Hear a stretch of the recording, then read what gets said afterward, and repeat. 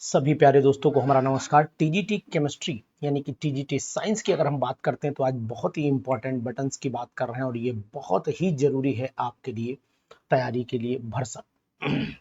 ठीक है, तो आज हम आपको बात करें कि ये आपको ऐसे बताने की कोशिश करेंगे कि आप यहाँ पर बहुत इंपॉर्टेंट चीज़ों को समझेंगे, बहुत इंपॉर्टेंट चीज़ों को बताएंगे और इस तरीके से बताएंगे कि आपको ये बहुत ही बेनिफिशियल होगा, बहुत ही बेनिफिशियल होगा। तो इस तरीके से आप ध्यान दीजिएगा, इस तरीके से यहाँ ध्यान देना पड़ेगा आपको कि क्वेश्चन कितने इंपॉर्टेंट होंगे, यानी कि टू द पॉइंट टॉपिक की बात करना चाहते हैं, टू द पॉइंट टॉपिक की बात करना चाहते हैं और टू द पॉइंट टॉपिक पर जब हम चलेंगे तो आपको ये बटन शॉट बहुत ही लाभदायक होंगे। टीजीटी साइंस के एग्जामिनेशन में क्या क्या है ये बटन शॉट, चलते हैं शुरुआत कर लेते हैं। तो वीडियो को ध्यान से देखिएगा, दोस्तों में शेयर करिएगा और जरूर आगे बढ़ाइएगा इस वीडियो को, क्योंकि आपके लिए हर पॉइंट बहुत ही जरूरी बन जाएगा, क्योंकि एग्जामिनेशन में क्या पूछा जाएगा ये आपको यहाँ क्वेश्चन भी बताएंगे। अगर मान लेते हैं हम शुरुआत से, बिल्कुल शुरुआत के टॉपिक से चलते हैं, तो यहाँ आपको ध्यान देना पड़ेगा कि एक ऐसी चीज जो आपको मर्यादित तरीके से पता रहे, जो आपको बहुत ही जरूरी तौर पर पता रहे, उन चीजों का भी हम लोग ऑपरेशन करते चलेंगे। तो मैं कहता हूं कि आप हमारे इस to the point button shot को जरूर देखिए, ध्यान से देखिए और ये जरूरत पड़े तो इसका प्रयोग भी करिएगा एग्जामिनेशन में, और उम्मीद करता हूं जरूरत नहीं पड़ेगा, ये आवश्यक हो जाएगा और बिना इसके काम आपका चलेगा नहीं। तो अगर हम लोग एक इंपॉर्टेंट बात ये करें कि जो वो लॉ जो गैसेस पर अप्लाई होता है और सिंपल रेशियो पर चलता है, गैसेस के बिहेवियर को एक्सप्लेन करता है, यानी कि मैं अगर आप कहूं तो वॉल्यूम, गैसियस वॉल्यूम का जो लॉ है, यहां पर नोट करिएगा, गैसियस वॉल्यूम का जो लॉ है, उस गैसियस वॉल्यूम के लॉ को आप क्या कहेंगे? तो गैसियस वॉल्यूम के लॉ को नाम दिया गया है गेलुसैक लॉ। तो यहां पर मैंने लिखा हुआ है गेलुसैक, ध्यान दीजिएगा, बहुत ही इंपॉर्टेंट है गेलुसैक लॉ। तो ऐसे डायरेक्ट हिट जब क्वेश्चन करेंगे तो आपको बहुत ही बेनिफिट होगा, ये बात आप ध्यान रखना। लॉ ऑफ कंजर्वेशन, अगर हम लोग लॉ ऑफ कंजर्वेशन की बात करते हैं तो यहां पर मैं लिख देता हूं लॉ ऑफ कंजर्वेशन। और लॉ ऑफ कंजर्वेशन किसके द्वारा दिया गया है, वो है, आपको बताने की कोशिश करूंगा, लेवाइजर के द्वारा दिया गया है, यानी कि लेवाइजर ने ये लॉ दिया था। तो इस बात का ध्यान दीजिएगा, बहुत ही इंपॉर्टेंट, एक एक पॉइंट आपके लिए बहुत महत्वपूर्ण होगा एग्जामिनेशन के लिए, इसलिए मैं आपको जरूर बताऊंगा। ये भी आपको ध्यान रखना है कि जो आपका लॉ है, अगर हम लोग देखें तो N2O, अगर यानी इन पर कौन सा लॉ अप्लाई होता है, नोट करना। अगर मैं N2O की बात करता हूं, अगर मैं NO की बात करता हूं, अगर मैं N2O3 की बात करता हूं, अगर मैं N2O5 की बात करता हूं, तो इन सब पर जो एक लॉ अप्लाई होता है वो लॉ है मल्टीपल प्रोपोर्शन का। तो ध्यान दीजिए कि multiple multiple proportion multiple proportion law इस पर अप्लाई होगा, ये बात ध्यान दीजिए। तो ऐसे बहुत सारे टर्म्स और पॉइंट्स आएंगे जिनको आप याद रखेंगे। चौथा पॉइंट कि एवोगैड्रो, जो एवोगैड्रो नंबर है वो कितना है, तो आपको पता हो जाना चाहिए कि एवोगैड्रोज नंबर, सब जानते हैं कि एवोगैड्रो नंबर जो है वो 6.022 इंटू 10⁻23 के बराबर होता है। ये नोट आपको करना नहीं चाहिए, नोट कर लेना चाहिए, बहुत जरूरी पॉइंट एक एक बता रहा हूं।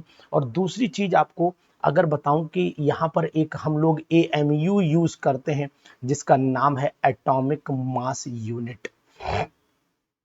Atomic mass atomic mass unit की अगर मैं बात करता हूं तो एटॉमिक मास यूनिट यहां पर यूज किया जाएगा, और ये बहुत ही इंपॉर्टेंट एवोगैड्रो नंबर होता है, और एवोगैड्रो नंबर से जुड़ता है एटॉमिक मास यूनिट। तो आपको बताएं, ये नंबर जो आपको दिया गया है इसको एवोगैड्रो नंबर कहते हैं, लेकिन ये एक्सप्लेन 1/12 मास ऑफ कार्बन से ही होता है, इस बात का आप ध्यान दीजिएगा। एक एक लाइन, एक एक टर्म, एक एक पॉइंट आपको बहुत ही बेहतरीन बताया जाएगा, इसलिए पूरी तरीके से ध्यान रखिएगा। इक्विवेलेंट हम आपको, अगर हम यहीं पर बात कर लेते हैं तो यहाँ मोलर मास और इक्विवेलेंट वेट दोनों की बातें भी बहुत महत्वपूर्ण हो जाती हैं, बहुत महत्वपूर्ण हो जाती हैं। तो यहाँ एक तो आपको, अगर हम लोग किसी भी जब वैल्यू को कैलकुलेट करते हैं तो मोलैरिटी जो होती है, आप नोट करिएगा, molarity molarity depends depends on temperature. Molarity temperature पर डिपेंड करती है एंड मोलैलिटी डज नॉट। इस पॉइंट को भी ध्यान देना, molality does not, molality depend नहीं करती है, जबकि मोलैरिटी डिपेंड करती है, क्योंकि ये वॉल्यूम डिपेंडेंट है और ये मास डिपेंडेंट प्रॉपर्टी मानी जाती है ना। तो इस चीजों को भी आप अगर पढ़ते रहेंगे तो मैं उम्मीद करता हूं कि आपको जरूर फायदा मिलेगा यहाँ पर। इसी तरीके से आपको, यानी कि इक्विवेलेंट वेट मैंने पढ़ाया था, तो आपको इक्विवेलेंट वेट जरूर ध्यान देना है। इक्विवेलेंट वेट, अब इक्विवेलेंट वेट आपको पढ़ लेना चाहिए किसका, KMnO4 का जरूर पढ़ लेना चाहिए। और KMnO4 में आपको याद होना चाहिए कि अगर एसिड की हम बात करें, यानी कि एसिडिक मीडियम की बात करें, अगर इसी तरीके से हम एसिडिक मीडियम के बाद एक मीडियम और आपने पढ़ा होगा जिसका नाम है बेसिक मीडियम की बात करें, इसी तरीके से हम लोग न्यूट्रल मीडियम की बात करें, इन तीनों मीडियम में मैंने आपको बताया था कि बहुत महत्वपूर्ण हो जाता है ऑक्सीडेशन, वो सॉरी इक्विवेलेंट वेट याद कर लेना।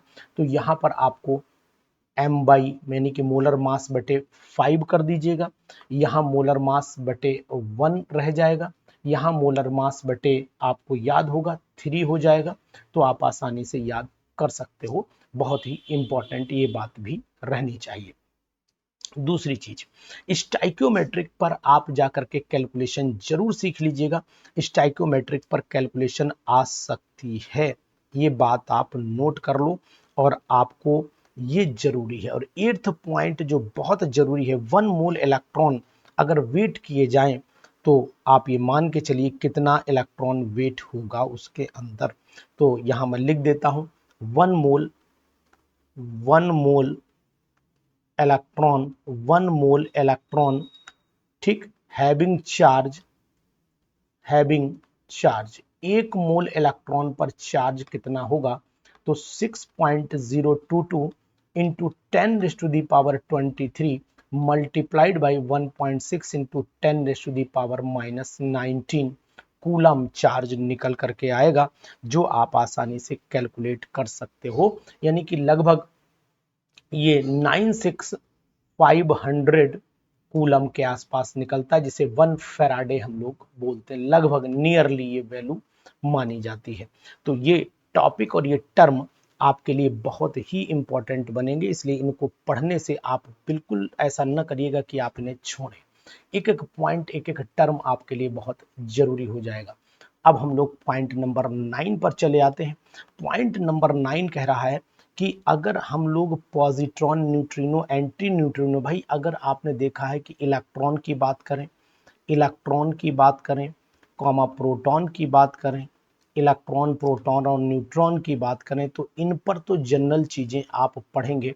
इनके लिए आप चार्ज जरूर ध्यान दीजिएगा, चार्ज जरूर पढ़िएगा। यानी कि एक नेगेटिव होता है, एक पॉजिटिव होता है और एक न्यूट्रल होता है, यानी कि 0 रिस्पेक्टिवली में है। अगर वैल्यू की बात करें तो वैल्यू 1.6 इंटू 10⁻⁻19 कूलाम, ये नेगेटिव, ये पॉजिटिव, और इस पर कोई चार्ज नहीं होगा। मल्टीप्लाई कर लेंगे, ऑटोमेटिकली आंसर निकल करके बाहर आ जाएगा। इसी तरीके से आपने आइसोटोप, आइसोबार, इनको जरूर पढ़ेंगे। यानी कहने का तात्पर्य ये है, एटम्स यानी एटम्स ऑफ एलिमेंट, यहाँ लिख देता हूं, atoms of element having same atomic number but different mass number, इनको आप लोग क्या कहते हैं पता है आपको? इनको आप लोग आइसोटोप के नाम से जानते हैं। किसके नाम से जानते हैं? आइसोटोप के नाम से जानते हैं।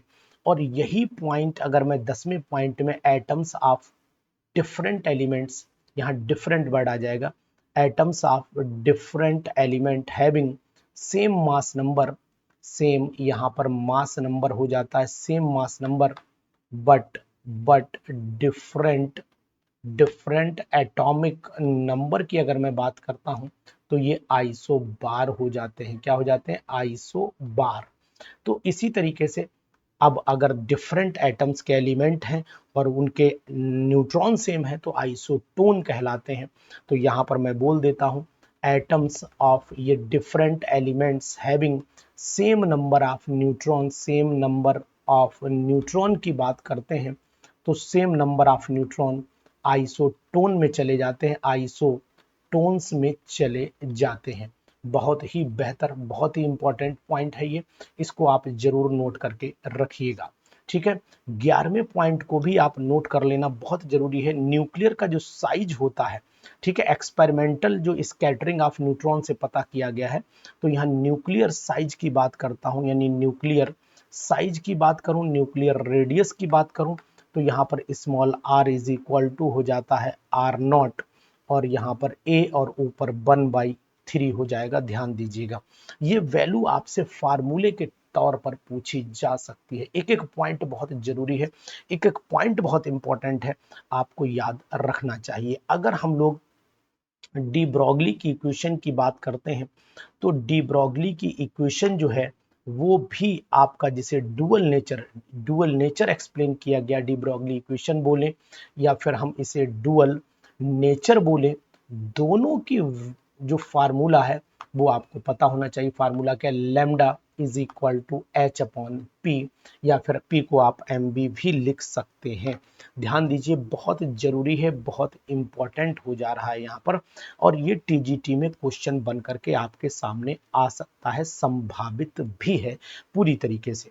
इसी तरीके से आपको जब स्ट्रक्चर ऑफ एटम आप पढ़ेंगे ही पढ़ेंगे तो इसमें आपको कुछ चीजें, जैसे एस ऑर्बिटल्स की अगर हम लोग बात करते हैं तो ऑर्बिटल की शेप की अगर हम लोग बात करें, ऑर्बिटल्स शेप की बात करें तो ऑर्बिटल की शेप आपसे पूछी जा सकती है।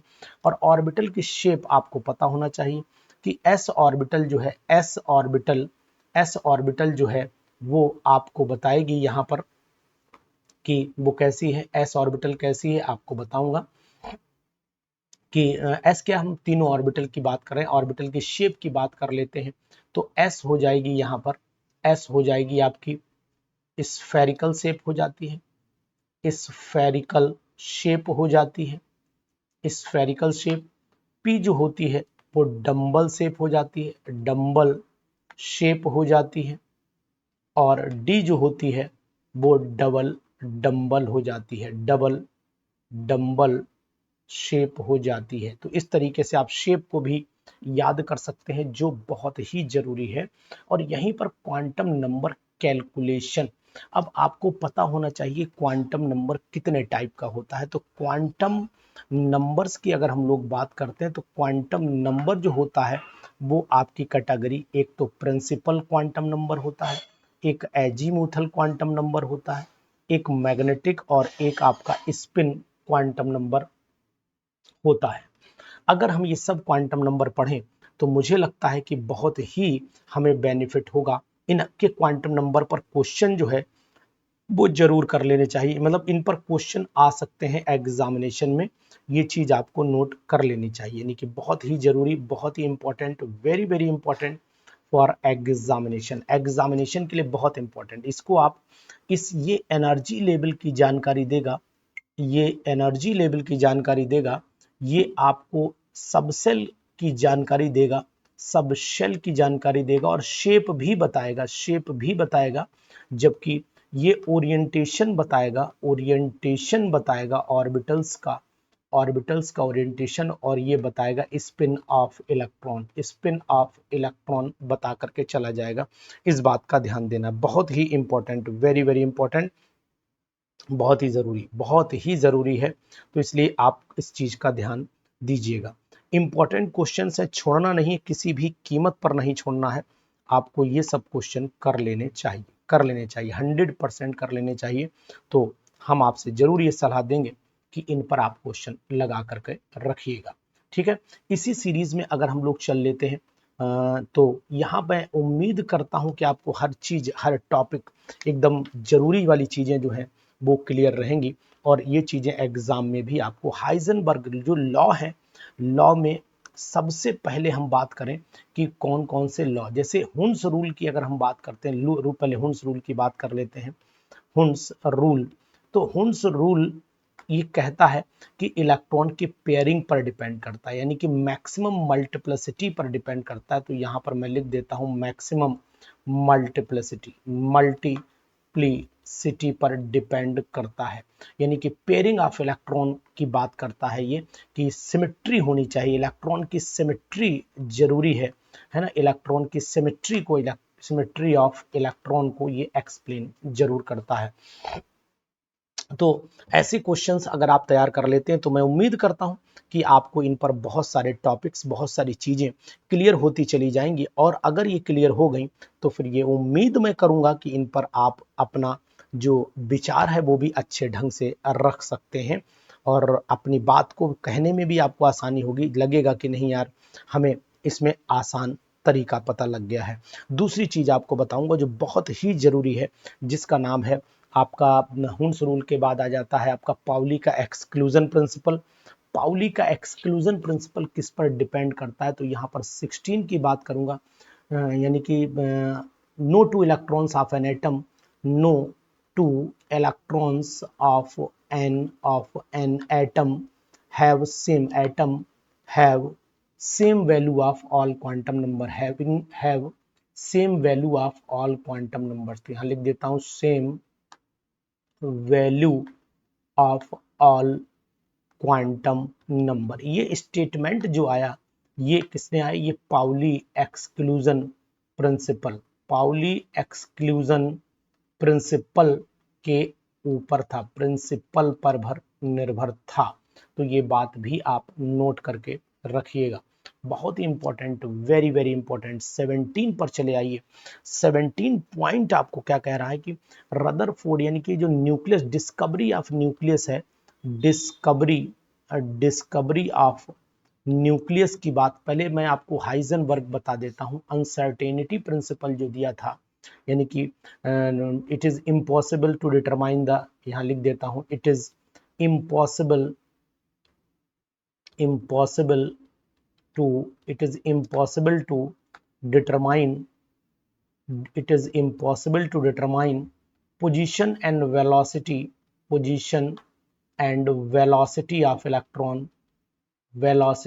of electron simultaneously,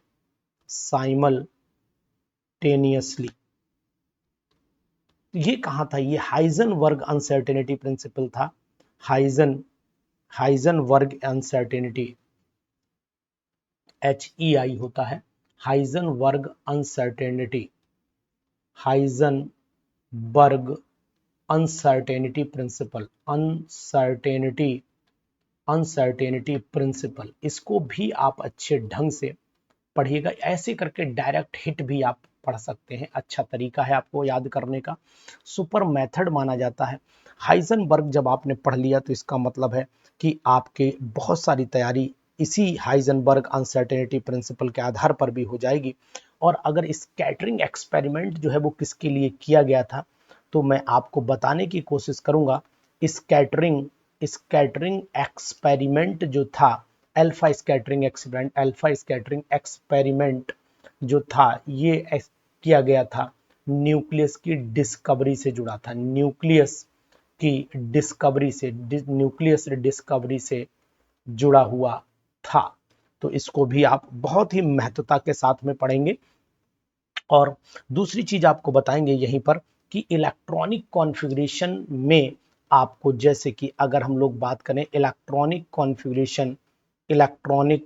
कॉन्फ़िगरेशन जो दिया गया वो SPDF में दिया गया, SPDF। इसमें खास बात यह है कि अगर हम क्रोमियम का लिखते हैं तो यहाँ पर आपका आर्गन लिखेंगे और 3D और 4s को यहाँ 1 और 3D को 5। लेकिन अगर हम लोग क्रोमियम ट्राई पॉजिटिव का लिखते हैं तो यहाँ पर आर्गन और यहाँ 3D 3 हो जाएगा और 2 यहाँ से 1 यहाँ से जाएगा, यानी कि 4s यहाँ पर 0 हो जाएगा। इसी तरीके से अगर हम लोग मैंगनीज डाई पॉजिटिव का लिखते हैं तो फिर आपके सामने Ar हो जाएगा, यहाँ 3D आपका 5 और 4s 0 हो जाता है। बहुत ही जरूरी वीडियो है, बहुत ही इंपॉर्टेंट वीडियो है, पढ़ करके रखिएगा। इसी तरीके से अगर हम लोग इनके क्वांटम नंबर्स की बात करें तो n l m s, अगर n की वैल्यू मान लो कहीं पर 1 है और l की वैल्यू 0 है तो m की वैल्यू 0 होगी। इलेक्ट्रॉन में प्लस और माइनस कुछ भी हाफ हो सकता है।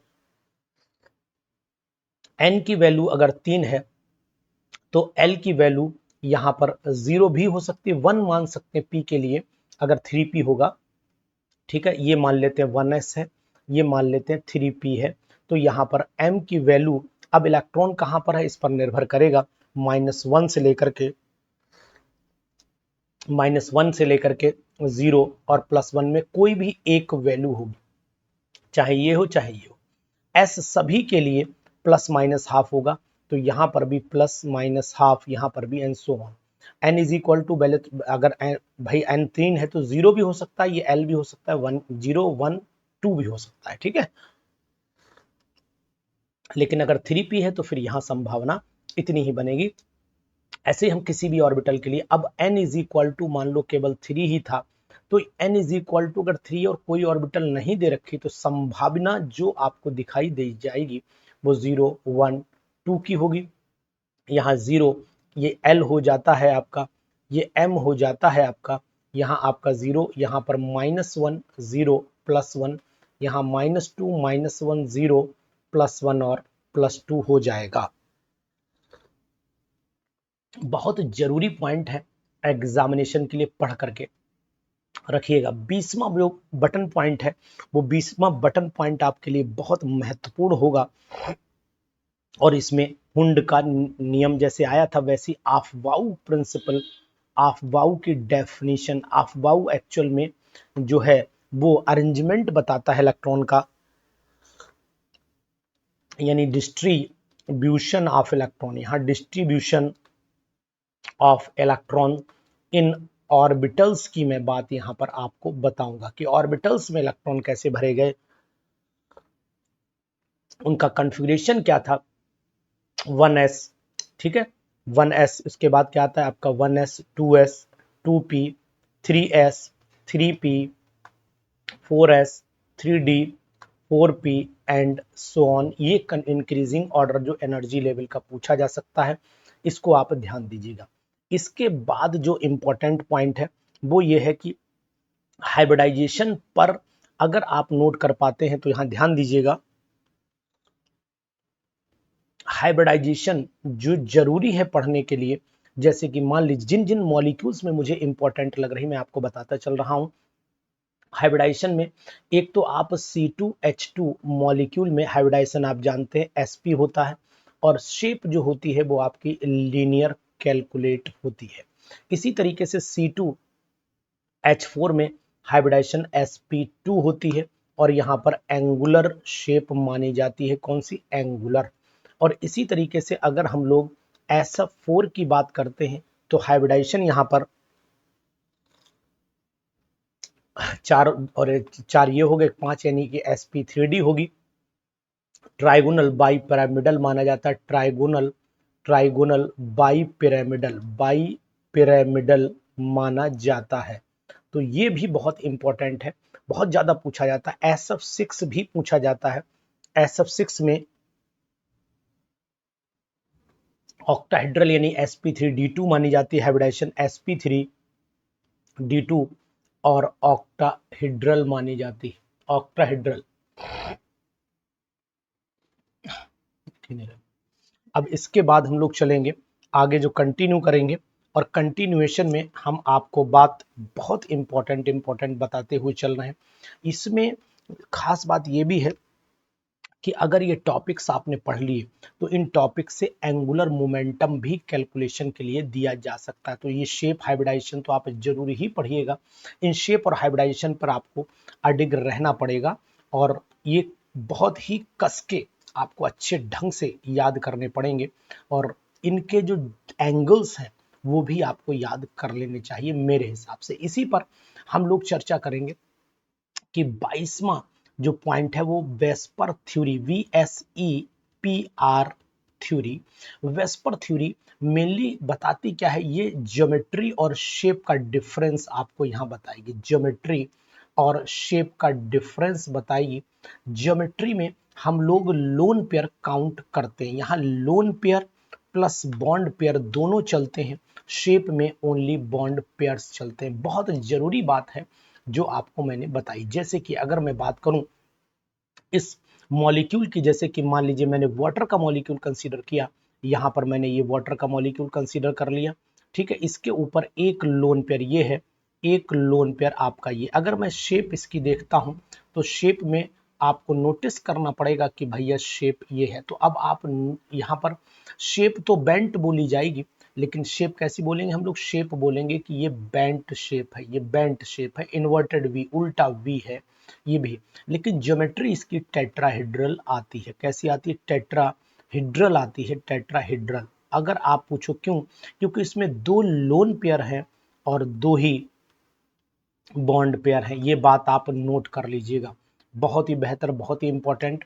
उसके बाद मैं 23वें पॉइंट यानी कि इसी पॉइंट को थोड़े और एग्जांपल एक्सप्लेन कर देता हूं। जैसे कि मान लो थोड़ी देर के लिए आपने कहा कि सर XeF2 की मैं बात करूं तो XeF2 में अगर शेप की बात चलती है तो यहाँ देखो Xe में यहाँ पर फ्लोरीन हो जाएगा, यहाँ पर भी फ्लोरीन हो जाएगा, यहाँ ऐसे हो गया, यहाँ ऐसे हो गया, यहाँ पर ऐसे हो गया। तो अगर ज्योमेट्री की बात करें तो ट्राइगोनल बाइपिरामिडल दिख रही है, यानी ट्राइगोनल ट्राइगोनल बाई पिरामिडल दिख रही है, बाई पिरामिड हो जा रही है। और क्योंकि यहाँ पर आपके 3 लोन पेयर हैं और आपके 2 बॉन्ड पेयर हैं, 2 बॉन्ड पेयर हैं। इसी तरीके से अगर हम लोग यहाँ आ जाते हैं तो शेप हमारी लीनियर हो जाती है, क्योंकि लीनियर में केवल आपने जेनॉन को देखा और फ्लोरीन, यानी कि जो बॉन्ड पेयर हैं उन पर निर्भर चल रहा है। ये सब बॉन्ड पेयर पे चलती है। देखो यहाँ बॉन्ड पेयर 2 हैं तो सिंपल सी बात है। तो इस तरीके के जो क्वेश्चंस हैं वो आपको जरूर, जैसे कि अगर हम लोग XeO2F2 की मैं बात कर लेता हूं तो XeO2F2, Xe यहां पर लिखा मैंने, फ्लोरीन यहां पर बनाया, फ्लोरीन यहां बनाया, 2 ऑक्सीजन मैंने ऐसे करके बनाया। तो अब आप जानते हैं कि जेनॉन के आउटर मोस्ट में 1 2 3 4 5 6 यानी हो गए, एक लोन पेयर बचेगा तो आपको सीसो शेप दिखेगी। वैसे तो ट्राइगोनल ये sp3d2 हाइब्रिडाइजेशन इसमें है ही, तो ट्राइगोनल बाई पिरामिडल है ही, आपको दिख रही है ट्राइगोनल बाई पिरामिडल, आपको दिख ही रही बाई पिरामिडल, बाई पिरामिडल दिख ही रही है। लेकिन शेप आप देखेंगे सीसॉ शेप हो जाएगी, सीसॉ शेप हो जाएगी। ध्यान दीजिएगा यहाँ पर लोन पेयर कितने हैं? केवल एक लोन पेयर यहाँ पर दिखाई दे रहा है, लेकिन यहाँ 3 बॉन्ड पेयर आपको दिखाई दे रहे हैं, 3 बॉन्ड पेयर दिखाई दे रहे हैं। बहुत ही बेहतर, बहुत ही important, very very important questions हैं, यहाँ से निकलेंगे आपको 100% आपको मिलेंगे। इसी के साथ साथ हम लोग आगे बढ़ लेते हैं। नेक्स्ट पॉइंट पर आपको जो नोट करके रखना है वो ये भी नोट करके रखना है कि हमको इनमें क्या क्या पढ़ लेना चाहिए। तो जैसे मैंने अभी आपको बताया कि इनमें कुछ टॉपिक ऐसे हैं जो हमारे लिए बहुत, जैसे कि अगर हम पॉइंट नंबर कौन सा था हमारा, पॉइंट नंबर नोट कर ले, हाइब्रिडाइजेशन को आप पूरा टॉपिक डिस्कशन वेस्पर थ्योरी को करिएगा। इसके बाद 23वां हमारा जो पॉइंट है 23rd, ये हमारी मॉलिक्यूल के अंदर सिग्मा और पाई बॉन्डिंग की बात करेगा। तो यहाँ पर sigma and pi bond, sigma and pi bond की बात करेगा। सिग्मा पाई बॉन्ड में सिंगल बॉन्ड हमेशा सिग्मा होता है, डबल बॉन्ड में एक सिग्मा एक पाई होता है, ट्रिपल बॉन्ड में बात करें तो 2 पाई होते हैं और एक सिग्मा होता है। अधिकतर आप अगर देखोगे तो बेंजीन के अंदर सिग्मा और पाई अगर पूछे गए तो आप बताओगे कि यहाँ पर जो 12 है वो सिग्मा है और 3 जो है वो पाई बॉन्ड है। ऐसे करके क्वेश्चन भी पूछे जा सकते हैं, इस पर बेस हाइब्रिडाइजेशन भी पूछी जा सकती है। इसी तरीके से बहुत सारे एग्जाम्पल्स आपसे पूछे जा सकते हैं। नेफ्थलीन के अंदर अगर आपसे पूछा जाए कि कितने पाई बॉन्ड हैं तो आप बताओगे कि नेफ्थलीन के अंदर टोटल 5 पाई बॉन्ड हैं, लेकिन पाई बॉन्ड है इसमें 5, इलेक्ट्रॉन कितने हैं, तो यहाँ पर 10 पाई इलेक्ट्रॉन भी आप बताएंगे। तो ऐसे क्वेश्चन भी आपको थोड़ा सा इतरा सकते हैं, ये बात भी आप नोट करके रखना। दूसरी चीज है LiCl, LiCl, MgCl2, MgCl2, उसके बाद AlCl3। अगर हम तीनों की बात करते हैं तो यहाँ कोवेलेंट करेक्टर ज्यादा कहाँ दिखेगा, तो कोवेलेंट करेक्टर आपको LiCl में सबसे ज्यादा दिखेगा कोवेलेंट करेक्टर, क्योंकि साइज इसका सबसे छोटा है, साइज स्मॉल है, इसका साइज स्मॉल है, इसलिए इसके अंदर कोवेलेंट कोवेलेंट तो ये सभी दिखेंगे, लेकिन सबसे मोर कोवेलेंट आपको यही दिखाई देगा क्योंकि इसका साइज ज्यादा है, साइज स्मॉल है। और दूसरी चीज, अगर हम लोग इसी तरीके से बात करते हैं पोलैरिटी और नॉन पोलैरिटी की, तो जैसे कि अगर हम आपसे कहें कि HF जो है वो सबसे ज्यादा ये पोलर होगा, ये सबसे ज्यादा पोलर होगा, मोस्ट पोलर माना जाएगा, मोस्ट पोलर, और HI सबसे कम पोलर माना जाएगा, यानी कि लीस्ट पोलर आप इसे कह सकते हो। ऐसे क्वेश्चन भी आपके सामने आ सकते हैं जो एग्जामिनेशन के बहुत इंपॉर्टेंट बनते हैं। अगर यहाँ पर मैं कहूँ कि स्मॉल साइज की बात हो, ठीक है, स्मॉल साइज हो, मोर चार्ज होना चाहिए, मोर चार्ज होना चाहिए, स्मॉल साइज मोर चार्ज, ठीक है, एक बात ये ध्यान देना। Large size more small size more charge on cation पे होना चाहिए, कैटायन पे होना चाहिए। लार्ज साइज और यहाँ पर मोर चार्ज ये एनायन पर आए, ऑन एनायन, तो ये दिया किसने था, तो आपको पता होना चाहिए, फजांस का रूल माना जाता है, फजांस रूल। ऐसा एक्सप्लेनेशन ट्रू फॉल्स में भी बन करके आ सकता है। तो हिट द पॉइंट पर चलिए, हिट शूट बटन पर चलिए। ये मैं आपको बटन शॉट इसलिए बता रहा हूं क्योंकि बहुत जरूरी है ये बटन शॉट। अगर आपने इन बटन शॉट को पढ़ लिया तो मान के चलिएगा कि आपका बहुत फायदा होने वाला है यहाँ पर, ठीक है। इसके बाद ऐसा मॉलिक्यूल हैविंग, यहाँ पर मैं बात करूं तो ये भी बहुत इंपॉर्टेंट हो जाता है। मॉलिक्यूल हैविंग आयनिक बॉन्ड, जिसमें आयनिक बॉन्ड भी हो, molecule having ionic bond, covalent bond जिसमें कोवेलेंट बॉन्ड भी हो, कोवेलेंट बॉन्ड जिसमें आपका कोऑर्डिनेट बॉन्ड भी हो। ऐसी जो स्थिति है वो आपने देखी होगी अमोनियम क्लोराइड में आपको दिखाई दे जाती है, कैल्शियम कार्बाइड में भी दिखाई दे जाती है, लेकिन यहाँ पर आपको तीनों दिखेंगे। यानी कि अगर हम देखें तो यहाँ पर आयनिक करेक्टर भी, यानी कि आयनिक बॉन्ड भी दिखेगा, यहाँ पर आपको कोवेलेंट बॉन्ड भी दिखेगा, यहाँ पर आपको जो है वो कोऑर्डिनेट बॉन्ड भी दिखेगा। क्या दिखेगा? कोऑर्डिनेट बॉन्ड भी दिखेगा।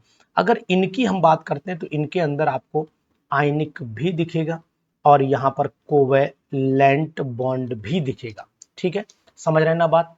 तो इस तरीके की चीजें आपके सामने रहनी चाहिए और आपको बातें ये पता भी रहनी चाहिए। दूसरी बात करते हैं कि अगर हम लोग जो इंपॉर्टेंट पॉइंट पर चल रहे हैं तो हाइड्रोजन बॉन्ड अगर हम लोग देखें तो ये इसके अंदर जो हाइड्रोजन बॉन्डिंग होती है इसमें आपको एक तो ऑर्थो नाइट्रोफिनॉल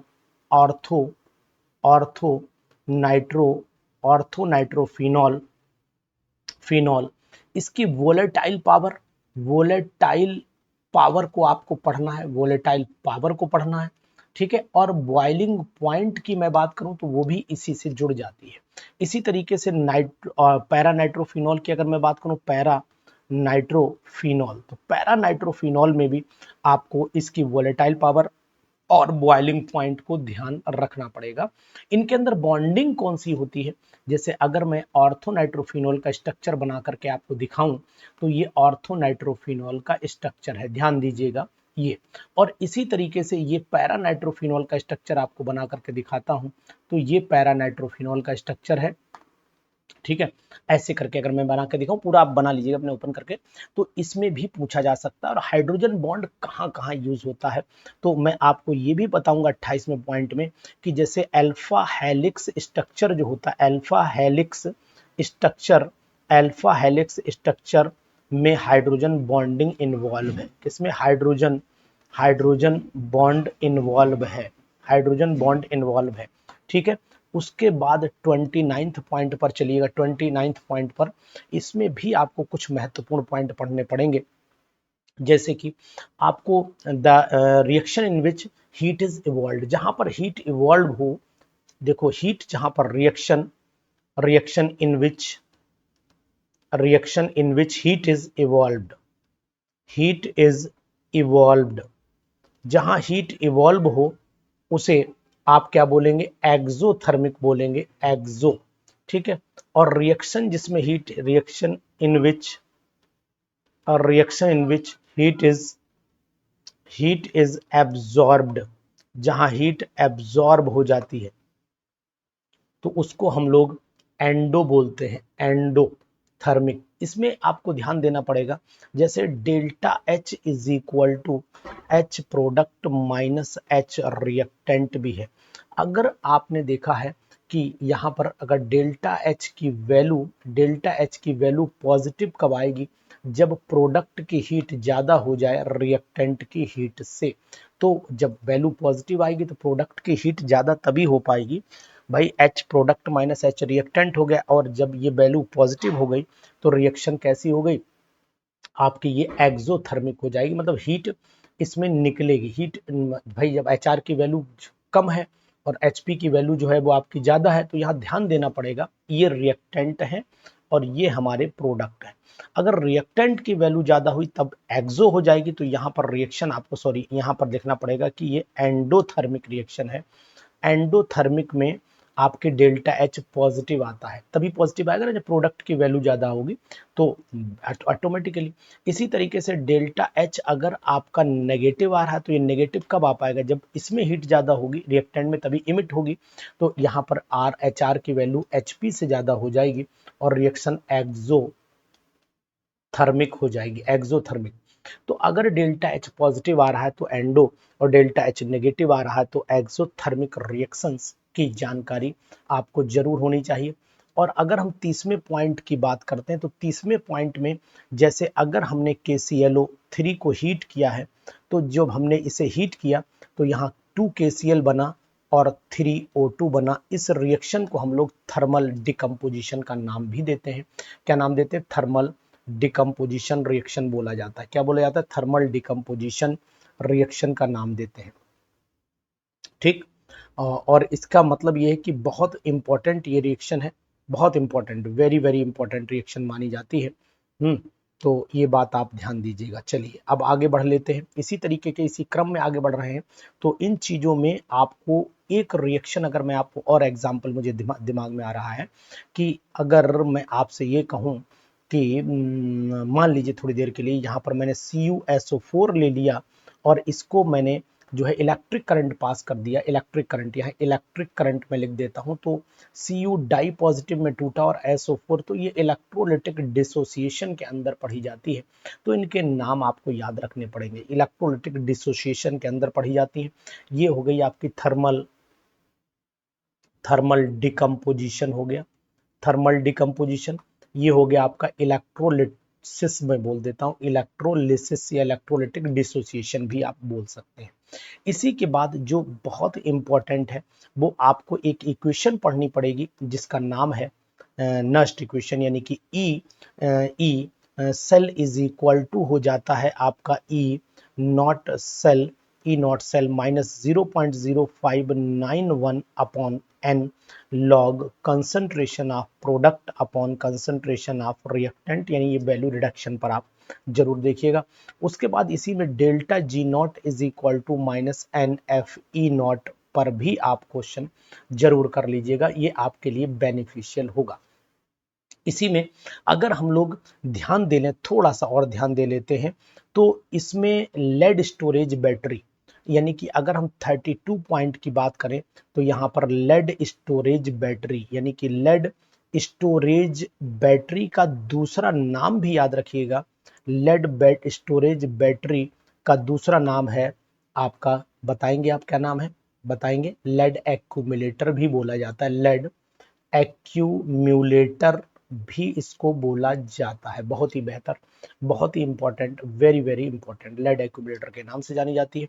इसका जो आपने देखा होगा एनोड जो होता है, एनोड एनोड स्पॉन्जी लेड का बना होता है, और जो कैथोड होता है, कैथोड वो पीबीओ का बना, पीबीओ2 भी बोलते हैं फिलहाल, पीबीओ का बना होता है। तो आप ये ध्यान दीजिएगा, इस पर भी आपको नोट, इसमें जो H2SO4 लिया जाता है, H2SO4 जो लिया जाता है वो लगभग 30% डाइल्यूट वाला होता है, तो वो चीज भी आपको याद रखनी चाहिए। इसमें एक चीज और आपसे पूछी जा सकती है, इलेक्ट्रोलिटिक सेल, यानी कि अगर मैं आपसे कहूं, एक इलेक्ट्रोकेमिकल सेल होता है, इलेक्ट्रोकेमिकल सेल होता है, और इलेक्ट्रोकेमिकल सेल में जो एनोड होता है, ध्यान दीजिए, जो एनोड होता है वो नेगेटिव होता है, और जो कैथोड होता है वो आपका पॉजिटिव होता है। कैथोड आपका कैसा होता है? पॉजिटिव। इसे आप लोन से याद कर सकते हैं, LOAN, लोन से याद कर सकते हैं, लेफ्ट ऑक्सीडेशन एनोड नेगेटिव। और RRCP से भी याद कर सकते हैं, राइट रिडक्शन कैथोड कैसा होता है? पॉजिटिव होता है। जबकि इलेक्ट्रो, और आपको ये भी बताया, लेड स्टोरेज बैटरी जो होती है दोनों का काम करती है, ये इलेक्ट्रोलिटिक भी है और इलेक्ट्रो केमिकल भी है, यानी कि दोनों सेल माना जाता है इसे। अगर पूछा जाए कि इलेक्ट्रोकेमिकल और इलेक्ट्रोलिटिक सेल का एग्जाम्पल दो, इलेक्ट्रोलिटिक सेल का तो ये एक बेस्ट एग्जाम्पल आपके सामने बन जाएगा। याद रखिएगा, बहुत ही इंपॉर्टेंट, वेरी वेरी इंपॉर्टेंट। इसी के बाद अगर हम लोग थोड़ा सा ध्यान पीरियोडिक टेबल की तरफ दें, तो यहाँ पर पीरियोडिक टेबल में आपको याद रखना है, आयनाइजेशन पोटेंशियल जो है वो आयनाइजेशन पोटेंशियल की अगर मैं बात करता हूं, तो नाइट्रोजन का एक्सेप्शनली ऑक्सीजन से ज्यादा होता है, बेरिलियम का बोरॉन से ज्यादा होता है। ये बात आपको नोट, एक्सेप्शनली आपको ध्यान रखनी पड़ेगी। और दूसरी है इलेक्ट्रॉन एफिनिटी की मैं बात करूं, इलेक्ट्रॉन एफिनिटी, तो इलेक्ट्रॉन एफिनिटी जो होती है वो सबसे अधिक क्लोरीन की होती है, फ्लोरीन से भी ज्यादा मानी जाती है। इलेक्ट्रोनेगेटिव एलिमेंट जो होता है, इलेक्ट्रोनेगेटिव एलिमेंट जो होता है वो आपका कौन सा है? इलेक्ट्रोनेगेटिव एलिमेंट सबसे ज्यादा जो माना जाता है वो फ्लोरीन माना जाता है। तो इनके एक्सेप्शंस जरूर याद रखना पड़ेंगे आपको। इसके बाद अगर हम लोग आइसो इलेक्ट्रॉनिक स्पेसीज की बात करें, तो Na positive, Mg di positive, Al tri positive, और है ना, इसी के साथ में oxygen di negative, nitrogen tri negative, ये सभी स्पेसीज आपकी आइसो इलेक्ट्रॉनिक स्पेसीज कहलाती हैं, क्योंकि इसमें इलेक्ट्रॉन का नंबर जो है वो सेम रहता है। ऐसा आपको जानना चाहिए और मानना चाहिए, ठीक है। इनके एग्जाम्पल्स भी आपको याद रखने चाहिए। अगर आपने ये एलिमेंट देखे होंगे, जैसे अगर हम लोग बात करें लिथियम, यहाँ पर बेरिलियम, यहाँ पर बोरॉन, यहाँ कार्बन, यहाँ पर सोडियम, यहाँ मैग्नीशियम, यहाँ पर एल्यूमिनियम, यहाँ सिलिकॉन, तो ये डायगोनल जो रिश्ता है इसको डायगोनल रिलेशनशिप, डायगोनल रिलेशन बोलते हैं। और डायगोनल रिलेशन के एग्जाम्पल को भी पेपर में पूछा जा सकता है। ये बात भी, इलेक्ट्रॉनिक कॉन्फ़िगरेशन आपको जरूर याद रखना चाहिए, यानी कि अगर हम 37वें पॉइंट पर चल लेते हैं, 37 तो एस में जो इलेक्ट्रॉनिक कॉन्फ़िगरेशन है वो NS1 और NS2 मानते हैं। पी ब्लॉक में चलते हैं तो यहाँ पर NS आपने जाना होगा, NP1 2 - 6 होता है, तो यहाँ पर आप NS2 और NP1 से लेकर के 6 तक चलेगा, माइनस में बोल गए बाई चांस, 1 2 है, ठीक है, यहाँ 2 आप समझिएगा। इसके बाद डी में चलते हैं तो यहाँ N-1 D 1 to 10 हो जाएगा, और NS जो होगा वो या तो मतलब 1 होगा और या यहाँ पर 2 होगा, दो में से कोई भी वैल्यू। F की जगह चलते हैं तो N-2, F में 1 से लेकर के 14 तक जाएगा, N-1 डी में 0 और 1 जाएगा, और NS2 ही होगा निश्चित। तो ये इलेक्ट्रॉनिक कॉन्फ़िगरेशन भी आप जरूर याद कर लीजिएगा, बहुत जरूरी है आपके लिए। और 38 पर चले आते हैं तो जिंक कैडमियम और मरकरी, ये ट्रांजिशन एलिमेंट नहीं है, ट्रांजिशन एलिमेंट नहीं है, नोट करिए, ट्रांजिशन एलिमेंट नहीं है, क्योंकि ये कंप्लीटली फिल्ड डी ऑर्बिटल रखते हैं। जबकि दूसरी बात आपको और बताएंगे कि अगर इन पर क्वेश्चंस बनता है तो फिर ये इनका इलेक्ट्रॉनिक कॉन्फ़िगरेशन भी आपसे पूछा जा सकता है। बहुत ही important, very very important. Colour जो कंपाउंड होते हैं, कलर्ड कंपाउंड जो होते हैं, अगर मैं यहाँ पर बात करूँ तो जिनके अनपेयर्ड इलेक्ट्रॉन होंगे, जिनके अंदर अनपेयर्ड इलेक्ट्रॉन्स होंगे, मैं डी ब्लॉक को भी यहीं पर कंसीडर कर रहा हूँ, अनपेयर्ड इलेक्ट्रॉन होंगे, वो हमेशा कलर्ड कंपाउंड बनाएंगे। कौन से बनाएंगे? कलर्ड। और कलर्ड में आपको जो पढ़ना है वो डी टू डी ट्रांजिशन को ध्यान रखना है। पेयर्ड जहां पर होंगे, पेयर्ड इलेक्ट्रॉन अगर होंगे तो वो कंपाउंड आपका कलरलेस बन जाएगा। जहां पर no D to D transition, यहाँ पर कोई डी टू डी ट्रांजिशन नहीं होगा कि सभी पेयर्ड में होंगे। इस बात का ध्यान देना पड़ेगा। एक एक बात बहुत इंपॉर्टेंट, एक एक इंपॉर्टेंट पॉइंट है, और एग्जामिनेशन जब पढ़ते हैं आप तो उसको जरूर आपको ध्यान रखना चाहिए। बहुत ही जरूरी, बहुत ही जरूरी।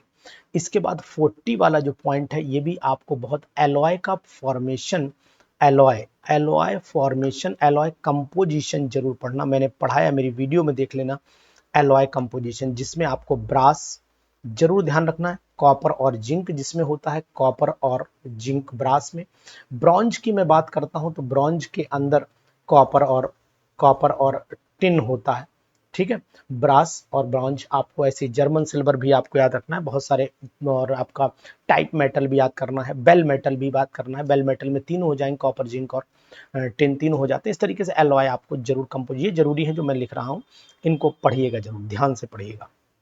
इसी तरीके से अगर हम लोग बात करते हैं तो मिक्स्ड मेटल भी आपसे, मिक्स्ड मेटल का नाम आपसे पूछा जा सकता है। मिक्स्ड मेटल किसे कहते हैं तो आपको पता होना चाहिए। मिक्स्ड मेटल में ट्रांजिशन मेटल होता है, तो यहाँ पर ट्रांजिशन मेटल होगा, और ट्रांजिशन मेटल 95% होगा। यहाँ पर मैं लिख देता हूँ 95%, बहुत जरूरी है 95%। ठीक, ये चीज याद रखना। मिक्स्ड मेटल की अगर मैं बात करता हूँ तो 95% हो जाता है। इनर ट्रांजिशन एलिमेंट मैं अगर बोलूँ तो ज़्यादा बेटर रहेगा, तो यहाँ पर मैं इनर ट्रांजिशन एलिमेंट में लिख देता हूँ। ठीक, अब आपको ये चीज़ें अगर याद रहती है ना तो बहुत ज़्यादा बेनिफिट होगा। और इसी में एक कैटालिटिकल प्रॉपर्टी है, कैटालिटिकल कैटालिटिकल प्रॉपर्टी की मैं अगर बात करता हूँ तो कैटलिस्ट के फॉर्म में निकल यूज किया जाता है,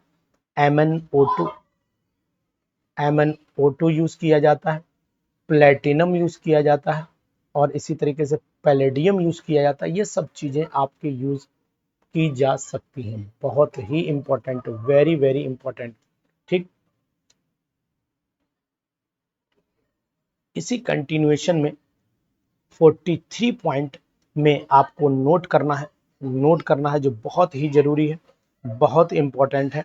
ठीक है, वो है आपके इसके जो ऑक्सीडेशन स्टेट वाली प्रॉपर्टी है, यानी कि ऑक्सीडेशन स्टेट पर अगर हम लोग बात करते हैं तो ऑक्सीडेशन स्टेट जो वेरिएबल है, जैसे आयरन हो गया, ये डाई पॉजिटिव भी है, ये ट्राई पॉजिटिव भी है, मतलब वेरिएशन है। कॉपर यहाँ प्लस भी है, कॉपर यहाँ प्लस प्लस भी है। इसी तरीके से ये आप क्रोमियम है, क्रोमियम ट्राई पॉजिटिव भी है। इसी तरीके से क्रोमियम यहाँ पर आपका जो है वो 6 पॉजिटिव भी चलेगा। तो फिलहाल ये बहुत ही इंपॉर्टेंट, वेरी वेरी इंपॉर्टेंट। इसी तरीके से जिंक डाई पॉजिटिव, ये वेरिएबल नहीं है। स्कैंडियम ट्राई पॉजिटिव, ये वेरिएबल नहीं है। ऐसे एग्जाम्पल भी आपको याद कर लेने पड़ेंगे जो बहुत इंपॉर्टेंट बनेंगे। इसी की कंटिन्यूएशन में इसके बाद 44 पर चले आइए, बहुत ही बेहतरीन, बहुत ही इंपॉर्टेंट, जो हमारे लिए जरूरी है। ठीक है, इसमें हम लोग अब चल लेते हैं आपके जो इंपॉर्टेंट पॉइंट है ऑर्गेनिक केमिस्ट्री के। एक तो आपको एल्केन एल्केन एल्कीन और एल्काइन, ठीक है, इनका जनरल फार्मूला पता है आपको, CnH2n+2 होता है, यहाँ CnH2n होता है, यहाँ CnH2n-2 होता है। इसके सब्स्टिट्यूशन रिएक्शन आपको पढ़ लेने, सब्स्टिट्यूशन रिएक्शन, और सब्स्टिट्यूशन रिएक्शन में केवल एक हैलोजिनेशन जिसे कहते हैं, इसको जरूर पढ़ लीजिएगा। और इसमें आप हेलोजिनेशन में फ्री रेडिकल मैकेनिज्म का नाम याद रखिएगा, फ्री रेडिकल मैकेनिज्म, ठीक है, फ्री रेडिकल मैकेनिज्म का नाम याद रखिएगा। कहाँ होती है? पॉलीमेराइजेशन में होती है और सब्स्टिट्यूशन में भी होती है। और ये फ्री रेडिकल मैकेनिज्म आपके यहाँ पर एल्कीन के पॉलीमेराइजेशन में भी आ जाती है, इसलिए दोनों को मैंने एक साथ यहाँ पर संजोया है। एल्काइन का जो एसिडिक करैक्टर है, एसिडिक नेचर है, उसको आप जरूर पढ़ लेना। और इसमें आप खासकर ये जो टर्मिनल हाइड्रोजन आपको यहाँ पर दिखाई देगा, वो आप यहाँ पर H पॉजिटिव आयन और C नेगेटिव ट्रिपल बॉन्ड यहाँ पर CH हो जाएगा, जो बहुत ही इंपॉर्टेंट है, वेरी वेरी इंपॉर्टेंट। ठीक,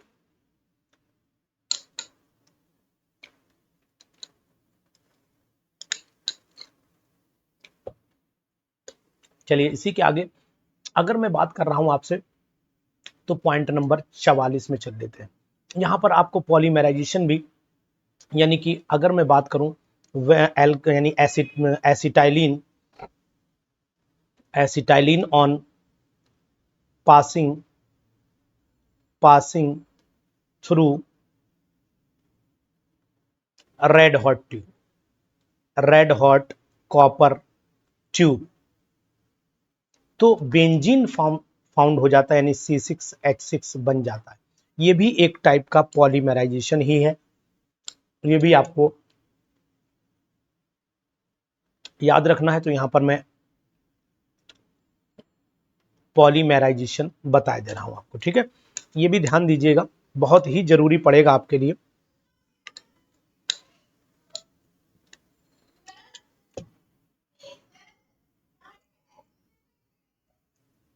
उसके बाद 46 की मैं बात करता हूं।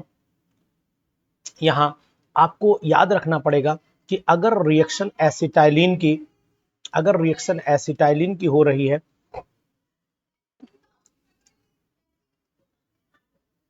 CH हो गई, यहां पर आपका 2AgNO3 के साथ में रिएक्शन होगा और अमोनियम हाइड्रोक्साइड लेंगे, यानी अमोनिकल सिल्वर नाइट्रेट, तो यहाँ CAg बनेगा, ट्रिपल बॉन्ड यहाँ पर CAg बनेगा और ये होगा व्हाइट, बाकी आपका निकल जाएगा कंपाउंड, पता है आपको 2NH4NO3 निकलेगा और साथ में आपका 2H2O।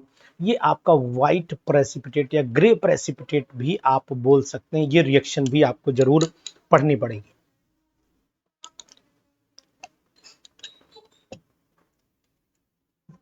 इसी के आगे 47 पॉइंट पर चल लेते हैं। इसकी आप कॉपर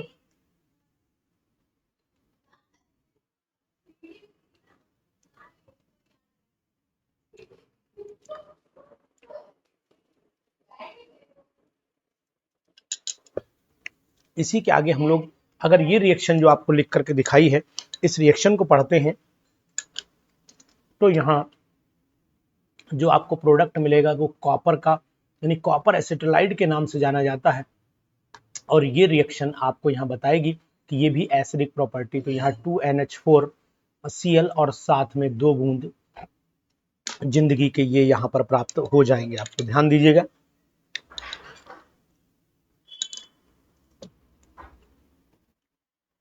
बहुत इंपॉर्टेंट, ठीक है। इसके बाद चले आइए 48 पॉइंट में चलेंगे। तो 48 पॉइंट क्या कह रहा है वो भी आपको बता रहे हैं कि एक तो ओजोनोलिसिस भी जरूर पढ़नी है आपको, चाहे वो एल्काइन की हो चाहे वो एल्कीन की हो, इनकी ओजोनोलिसिस भी आपको पढ़नी पड़ेगी। यानी इस तरीके से जो कंपाउंड बन रहा है, ये ओजोनोलिसिस भी आपके काम आएगी। किसमें? ये एल्कीन की हो गई। इसी तरीके से आपको एल्काइन की ओजोनोलिसिस भी आपको पढ़ लेनी चाहिए, जो एग्जाम में आपके पूछी जा सकती है। ध्यान देना साथियों, बहुत ही इंपॉर्टेंट है। ये आज की वीडियो आप तक जरूर रहनी चाहिए, दमदार वीडियो बनेगी और आपके बहुत काम भी आएगी। 50 वाली जो रिएक्शन है, ये बेयर्स रिएजेंट वाली जो रिएक्शन है, इसको भी आप भूलेंगे नहीं और पूरी तरीके से आप इसे पढ़ करके जाएंगे। क्या होता है बेयर्स रिएजेंट? क्या होता है?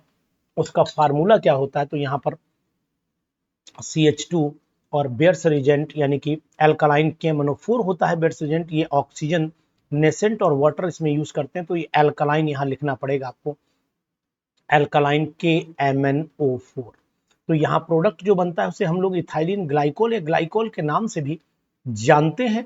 ये एल्कालाइन KMnO4 जो के कलर को उड़ा देता है, यानी कि अगर यहाँ देखें तो ये पिंक कलर या वायलेट कलर जिसे आप बोलते हो, पिंक कलर दिखाई देगा और यहाँ पर आपका ये हो जाएगा कलरलेस। बहुत ही बेहतर, बहुत ही इंपॉर्टेंट, जरूरी है आपके एग्जाम के लिए, ध्यान दीजिएगा। 51 पॉइंट जो है बहुत जरूरी, वेरी वेरी इंपॉर्टेंट एग्जामिनेशन के पॉइंट से। तो हम अगर पूछें कि व्हाट इज बेयर्स रिएजेंट, तो यहाँ पर बेयर्स रिएजेंट किसे बोलेंगे, तो बेयर्स रिएजेंट होगा आपका एल्कालाइन KMnO4 को बोला जाता है बेयर्स रिएजेंट, याद रखिएगा, ठीक है। हर पॉइंट आपके लिए दबा बनेगा, बिल्कुल इंपॉर्टेंट रहेगा। इसी के साथ साथ हमें जीओसी की तरफ अगर हम लोग देखें तो जीओसी में हाइपर कॉन्जुगेशन जो होगा, हाइपर कॉन्जुगेशन इसको हम लोग एक नाम और देते हैं जिसका नाम है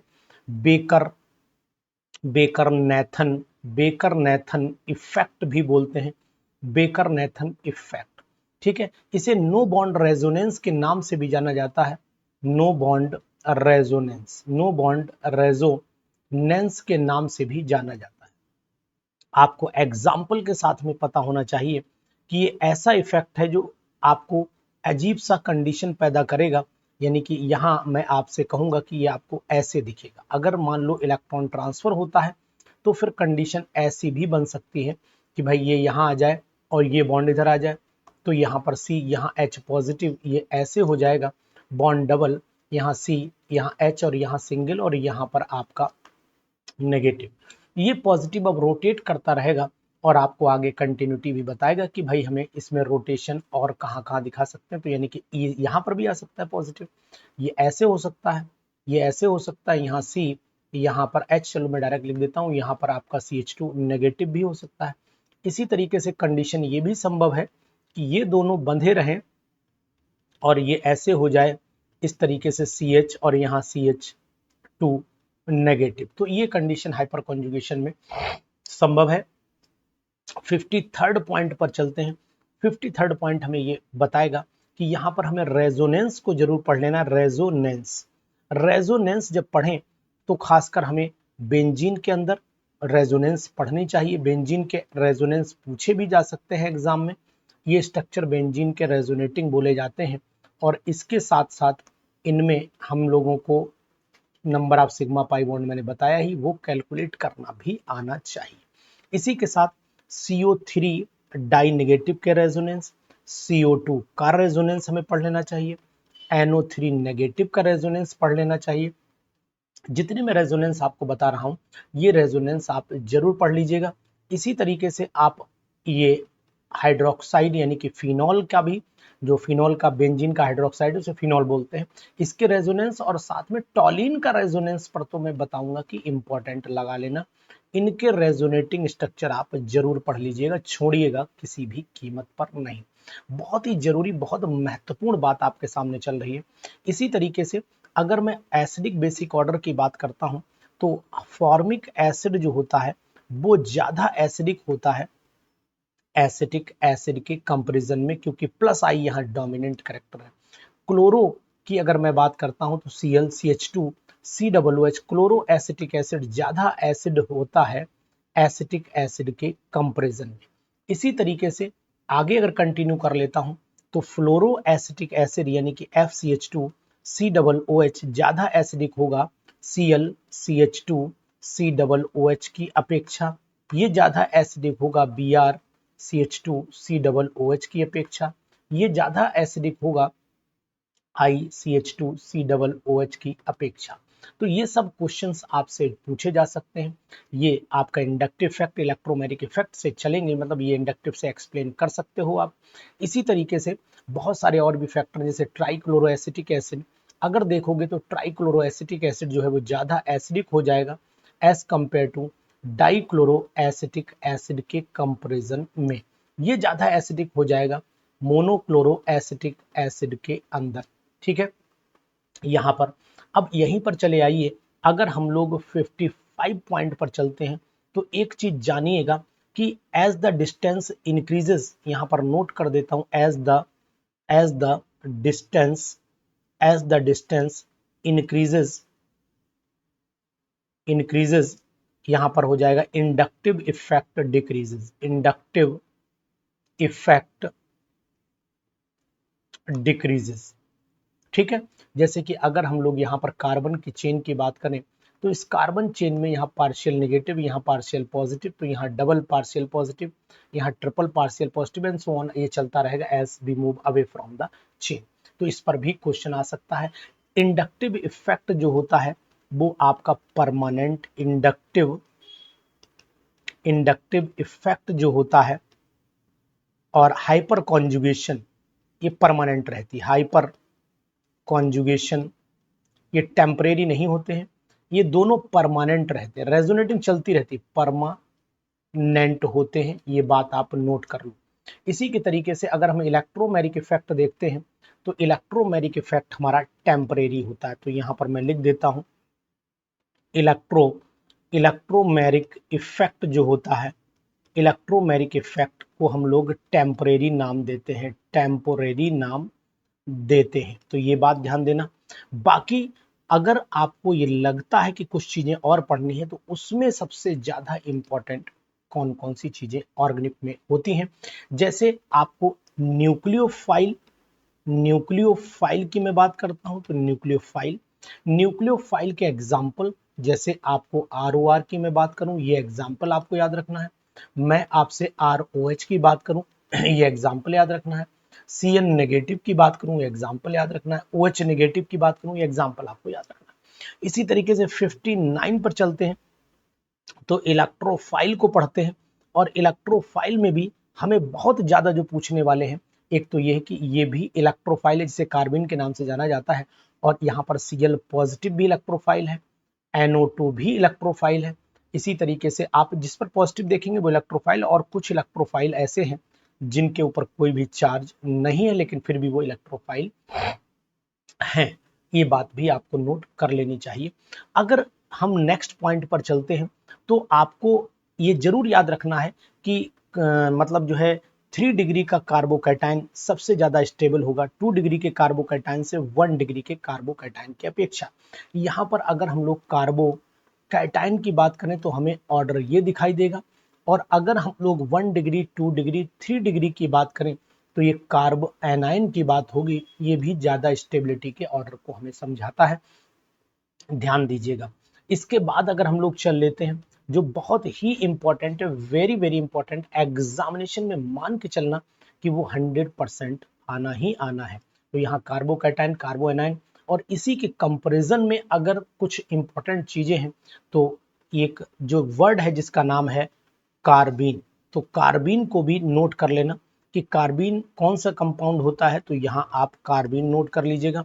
इसी तरीके से आपको एक कंपाउंड नाइट्रीन भी पढ़ लेना चाहिए, लेकिन कार्बीन पर ज्यादा फोकस करना। इस पे एक अनशेयर्ड इलेक्ट्रॉन होता है, अनशेयर्ड पेयर होता है, अनशेयर्ड पेयर होता है, अनशेयर्ड पेयर होता है, और ये सेक्सटेट को पूरा करता है, सेक्सटेट को पूरा करता है। इस तरीके से ये चीज भी आप नोट करके रखिएगा एग्जामिनेशन के पॉइंट ऑफ व्यू से। यहीं पर कुछ प्रॉपर्टीज मैंने एल्कोहल्स, फिनॉल्स, ईथर की बताई हैं। तो अगर आपको हेलो एल्किन्स में चले तो यहाँ पर SN1 रिएक्शन और SN2 रिएक्शन के एग्जाम्पल्स जो है वो आप खूब अच्छे ढंग से पढ़ लीजिएगा, एग्जाम्पल्स को आप छोड़ेंगे नहीं। इसी तरीके से 63 पॉइंट पर चलिएगा जिसे हम लोग एल्कोहल्स फिनॉल्स ईथर की बात करेंगे। तो यहाँ पर आपको एसिडिक प्रॉपर्टी फिनॉल की है ना, यहाँ पर एक नंबर 1 एसिडिक प्रॉपर्टी की बात करें, इनको जरूर पढ़िए, एसिडिक प्रॉपर्टीज जरूर ध्यान देना। कंपैरिजन फिनॉल ज्यादा एसिडिक होता है, आपको पता होना चाहिए एल्कोहल के कंपैरिजन में। इसी तरीके से आपको ईथर की विलियम इसमें अल्कोहल फिनॉल में चलोगे तो आपको एक डिहाइड्रेशन रिएक्शन को जरूर याद रखना पड़ेगा। डिहाइड्रेशन, अब डिहाइड्रेशन दो टेम्परेचर पर याद रखना आप, एक 170 डिग्री सेल्सियस पर और एक 140 डिग्री सेल्सियस पर। ये चीज भी नोट करके रखिएगा, बहुत जरूरी, वेरी वेरी इंपॉर्टेंट। और तीसरा पॉइंट आपको याद रखना है नेम रिएक्शंस। इनके अंदर जितनी भी नेम रिएक्शन हो, चाहे वो रीमर टीमन रिएक्शन हो, चाहे वो रीमर टीमन रिएक्शन हो, रीमर टीमेंस रिएक्शन हो, या फिर आपकी वो विलियमसन सिंथेसिस हो, विलियम सन सिंथेसिस हो, इसको आपको याद रखना है। चाहे वो पिक्रिक एसिड का फॉर्मेशन हो, नेम में हालांकि नहीं है लेकिन चलिए खैर, कोल्बे का नाम अभी मैं यहाँ पर लिखे दे रहा हूँ, कोल्बे याद कर लीजिएगा, कोल्बेज रिएक्शन को आप पढ़ लीजिएगा, जरूरी है ये कुछ रिएक्शंस जो बहुत ज़्यादा इंपॉर्टेंट बन जाती हैं। और उसके बाद जो आपको कुछ चीज़ें ऐसी हैं जो कन्वर्जन जो आपको नोट करने हैं, तो वो कन्वर्जन भी आप देखना, और कन्वर्जन में खासकर पिक्रिक एसिड का कन्वर्जन जरूर आपको पढ़ना है, 100% आपको पढ़ना पड़ेगा। इसी तरीके से अगर हम लोग कंटिन्यूएशन में चल लेते हैं तो यहाँ पर आ जाता है turmeric aldehyde ketone carboxylic acid. देखिए बहुत ज्यादा नहीं जाना इनके अंदर, aldehydes, ketones and carboxylic acid, इनमें आपको बहुत गहराई तक नहीं जाना है। इनके जो न्यूक्लियोफिलिक रिएक्शंस हैं, न्यूक्लियोफिलिक एडिशन रिएक्शंस हैं, न्यूक्लियोफिलिक एडिशन रिएक्शंस पर फोकस कर लेना है, और इसकी एसिडिक प्रॉपर्टीज पर फोकस कर लेना है, एसिडिक प्रॉपर्टीज पर। और यहाँ डिस्टिंग्विश पर वो फोकस करना है, डिस्टिंग्विश यहाँ बहुत जरूरी है, बहुत इंपॉर्टेंट है, डिस्टिंग्विश पढ़ लेना। और साथ ही साथ मैं आपसे ये कहूंगा कि 65 में अगर एमीन्स को देखना तो एमीन्स के अंदर केवल आप डिस्टिंग्विश देखना ध्यान से, डिस्टिंग्विश देखना ध्यान से, डिस्टिंग्विश और एग्जाम्पल 1 डिग्री का, 2 डिग्री का, 3 डिग्री, और साथ ही साथ हाइजेनबर्ग के जो हिंसबर्ग रिएजेंट के थ्रू, हिंसबर्ग रिएजेंट के थ्रू आपको इसमें पढ़ाई करनी पड़ेगी। बहुत ही बेहतरीन ढंग से आपको पढ़ना पड़ेगा, बहुत जरूरी हो जाता है एग्जामिनेशन के पॉइंट ऑफ व्यू से ये चीजें। तो साथियों, इसको पढ़ते पढ़ते और लास्ट में हम आपसे जरूर ये कहेंगे कि रेडियो एक्टिविटी अगर हम बात करें तो रेडियो एक्टिविटी में आपको एक lambda is equal to 2.303 upon t log initial concentration upon final concentration का formula, t half is equal to 0.693 upon k का फार्मूला, और कार्बन डेटिंग। इतना अगर आपने टॉपिक्स बटन शॉर्ट में पढ़ लिए तो मैं आपको जरूर बताऊंगा कार्बन डेटिंग आप जरूर पढ़ लीजिएगा, ये एग्जामिनेशन में आ सकता है। कार्बन डेटिंग C14 की पढ़ेंगे आप, इंपॉर्टेंट है। बटन शॉर्ट में आप जरूर इन चीजों को ध्यान दीजिएगा। ये 66 पॉइंट एग्जामिनेशन में आपके टीजीटी के जो साइंस का एग्जाम है, इस साइंस के एग्जाम में आपको केमिस्ट्री के पार्ट में इनमें 100% आपको बेनिफिट होगा टीजीटी साइंस केमिस्ट्री में। तो इन पॉइंट्स को आप नोट डाउन कर लीजिए, इन पॉइंट्स को आप देख लीजिएगा, क्योंकि हर पॉइंट अपने में एक क्वेश्चन बनता हुआ चला जा रहा है यहाँ पर। तो आपने देखा कि ये पॉइंट हमने जो बहुत जरूरी आपको बताए हैं टीजीटी एग्जामिनेशन के लिए, तो इन पॉइंट्स को एक एक करके आप अच्छे ढंग से याद कर लीजिए, क्योंकि समय बहुत इंपॉर्टेंट है। अगर यहाँ से फिसला तो फिर आपको दोबारा मौका फिर 1 साल बाद ही मिलेगा, उससे पहले नहीं मिलेगा। तो समय को फिसलने नहीं दीजिएगा, आप इन पॉइंट्स को पढ़िए और इन पर इंपॉर्टेंट क्वेश्चंस भी लगाने की कोशिश जरूर करिएगा। वीडियो दोस्तों में शेयर करिएगा, क्योंकि केमिस्ट्री का पार्ट अगर आपने मजबूत कर लिया तो फिजिक्स के पार्ट में भी अगर आप 80% या 70% भी खींच के ले जाएंगे तो आपका निश्चित सिलेक्शन हो जाएगा। या तो फिजिक्स में आप 100% करिए, केमिस्ट्री में आप 60% खींच के ले जाइए, 70%, तब भी सिलेक्शन हो जाएगा। लेकिन दोनों में एक को मजबूत करना ही पड़ेगा, तभी सिलेक्शन आपका संभव है। तो वीडियो दोस्तों में जरूर शेयर करिए और चैनल को शेयर भी करिएगा, साथ में सब्सक्राइब भी कर लीजिएगा। Thank you.